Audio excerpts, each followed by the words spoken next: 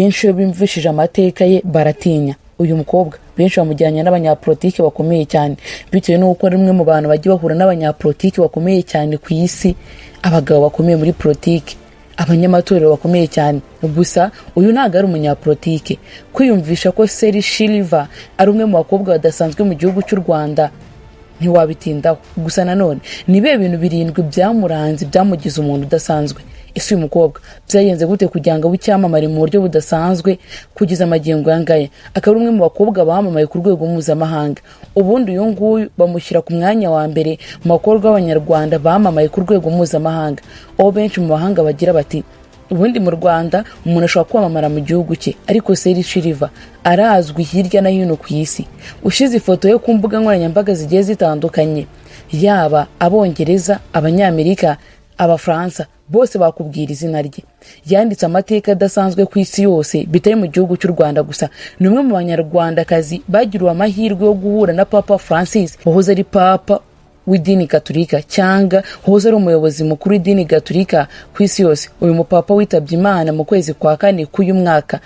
Reka kuri umunsi ugaruka ku bintu birindwi bidasanzwe kuri Seri Shiliva, umunyarwanda uri guca uduhigo twinshi hirya no hino mu gihugu ndetse no hanze y'iki gihugu. Umunyarwanda wahisemo gufasha abana batoya akabazamura impano yo kubyina no kuririmba. Mbese wumvishije Seri Shiliva Foundation, wakumva foundation zifasha abana kumenya kubyina, zizamura impano z'abana, zikora ibishoboka byose kugira ngo impano z'abana zikomeze kuzamuka mu buryo budasanzwe. Nge tugiye gukora muri iki cyegeranyo cy'amateka kigaragaza ibintu birindwi bidasanzwe kuri Seri Shiliva Akiro Kanyamibwa.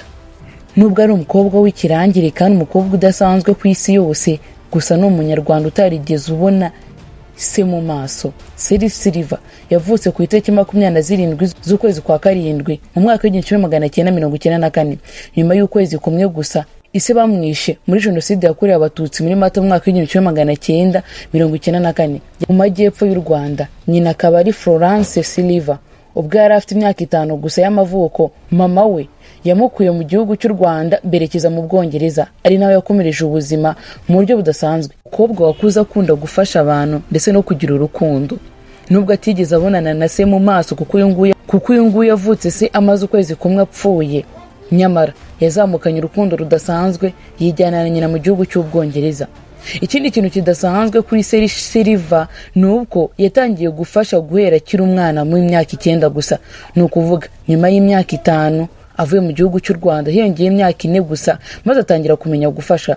Nyuma yo gutakaza ababyeyi be bombi ndetse na mubyara we wishwe na malaria muri 2004, yahise atangira gucuruza keke ku mihanda ya London, aha ni mu gihugu cy'Ubufaransa, ngafasha abarwayi ba malaria kandi batazongera no kwicwa na malaria. Uyu munsi Seri Shiliva akora ibikorwa byinshi by'ubufasha twese tumuziho, ari nawe byavuguzwe neza ko ari umwe mu bantu bazamura impano z'abana kandi impano zidasanzwe. Ni umukobwa w'umunyabirungu udasanzwe atangiye gufasha afite imyaka 9 nk'uko tubimaze kubibona. Ku mafoto yagiye atandukanye agaragara neza ari kumwe na His Excellence Paul Kagame, perezida w'igihugu cy'u Rwanda. Sibyo gusa kandi abari no kumwe n'umugore we. Gusa muri ayo mafoto hagaragara utwana tubiri twishimye. Aba rero ni abana Seri Shiliva afasha yadapse. Ni ukuvuga ko uyu nguyu yabaye umubyeyi, nyamara mu mubyeyi atafite n'umugabo. Uyu yaje gufana abana babayeho nabi mu buzima bugoye, maze ahitamo kubagira abana be, arabarira nk'uko umubyeyi arera abana be, n'ibindi bikorwa nk'ibyo bigiye bitandukanye. Si ibyo gusa, Seri Shiliva yamenyekanye kuko n'umwe mu bakobwa bubatse ibigwi bidasanzwe hirya no hino ku isi. Ni umukobwa watwaye ibihembo byinshi ku isi kandi ibihembo bigiye bitandukanye. Igihembo cya mbere yatwaye si ibyo kubyina neza, nicyo gukina filime ku buryo budasanzwe. Nubwo umukobwa azwiho impano yo kubyina, ariko burya yabanje gukina filime yiswe African United, aza no gutwara igihembo cyangwa igikombe cy'umugore witwaye neza. Ibi byabaye mbere y'igihe Seri Shiliva yinjira muri gahunda yo kubyina cyangwa agaragaza impano yo mu byo kubyina. Uyu nabwo yagiye kubyina ku rwego mpuzamahanga, aho yaje no kubyina mu ndirimbo This is America, akaba ari nayo yamugize icyamamare hirya no hino ku isi. Impano ye ntiyigeze izima, ahubwo impano yarakomeje arayizamura, ashaka ko n'abandi bakomeza kubaho nkawe mu buryo buri muntu wese atabashaga gutekereza. Uyu aragira ati, imbyino namenyekanyeho cyane nayihimbye ndi mu ndege. Iyi ndirimbo yitwa This is America ni zimwe mu ndirimbo zakunzwe cyane.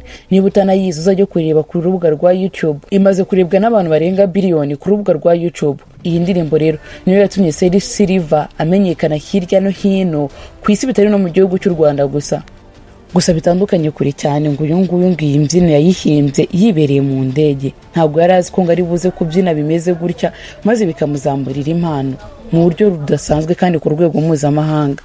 Uyu mukobwa wize amashuri menshi kandi umukobwa udasanzwe, ntago ari umubyinnyi gusa, ahubwo ni ambasaderi wa UN mu guteza imbere ubuhinzi bwo mu cyaro, International Fund of Agriculture Development. Uyu ni umwanya yagiye mu mwaka wa 2019 ngo afashe urubyiruko rwo mu cyaro kwiteza imbere binyujije mu buhinzi. Izi nshingano afite zo kuba ari ambasaderi wa UN byatumye umukobwa ahura n'abantu bakomeye ku isi, barimo nyakwigendera Papa Francis, abayobozi muri UN, His Excellent Paul Kagame n'abandi bayobozi badasanzwe hirya no hino ku isi. Si ibyo gusa kandi, nubwo uyu yahuye na benshi ariko hari n'abashimagije ibikorwa we, harimo nk'umuhirwe Bill Gates n'ibindi byamamare bikomeye cyane ku isi. Ni umukobwa yagaragaje ko kwitinyuka umuntu agakora byazana inyungu zidasanzwe. Uyu mukobwa akomeje kugaragaza imbyino zidasanzwe ku isi yose muri rusange. Ibi byaje gutuma Abongereza bamukunda ku buryo budasanzwe, kugeza aho bamukoreye ikibumbano kigaragara nka we ari kubyina. Mu mujyi wa London mu Bwongereza hagaragara ikibumbano kigaragaza Seri ateza amaboko, mbese nyine bisa nk'ari kubyina za mbyino za Kinyarwanda, izo bita traditionnel cyangwa imbyino gakondo. Uyu mukobwa akimara kumenya ibingibi byaramushimishije cyane, ndetse anatangazwa uburyo cy'ibikorwa bye byageze ku rwego mpuzamahanga. Ashishikariza abagore bagiye batandukanye gukora kandi bagakora cyane, bagakora batikoresheje, kuko uyu avuga ko gukora bishoboka kandi ko ubuzima bukomeye cyane waba waranyuzemo bwazaguhindura amateka, maze ugahinduka umuntu udasanzwe, ukaba umuntu wese atabashaga gutekereza, wa muntu abantu bazajya babona nk'ikirangire kandi nk'igitangaza mu buryo budasanzwe. Seri Silver agaragaza neza ko iterambere ry'umuntu riba riri mu maboko ye.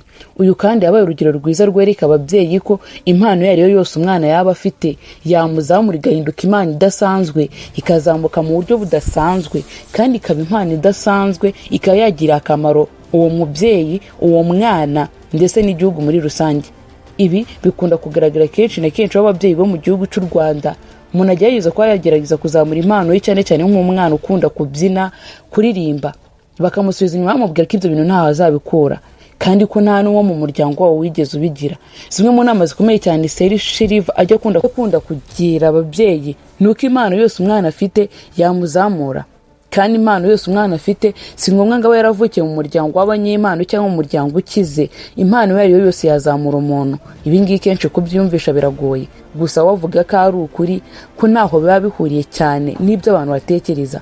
Seri Silver agaragaza neza ko iterambere ry'umuntu rijyanye mu gukora cyane, bikanyura mu mpano, mu kwitwarika no kwitwara neza. Ariko nanone nubwo angana gutya no kuvuga ko afite imyaka 31 ntarashaka umugabo, benshi bakomeza kubaza igihe Seri Silver azashakira umugabo, cyangwa niba ari umugabo wibanga ashobora kuba afite. Ibitangazamakuru n'ibindi bikorwa nk'ibyo bitajya byandika, gusa kubimenya biba bigoye cyane kuko ni umuntu, nubwo ubuzima bwe kenshi na kenshi bugaragara ku mbuga nkoranyambaga, gusa nanone hari ubundi buzima bw'ibanga Seri Silver abayemo abantu benshi batazi. Ubwo buzima bw'ibanga ni ubuhe? Ni ubuzima bugendanye n'urukundo rwe, ko wamenya abo bakundanye byakugora cyane, ni n'ubuzima bugendanye n'umuryango we.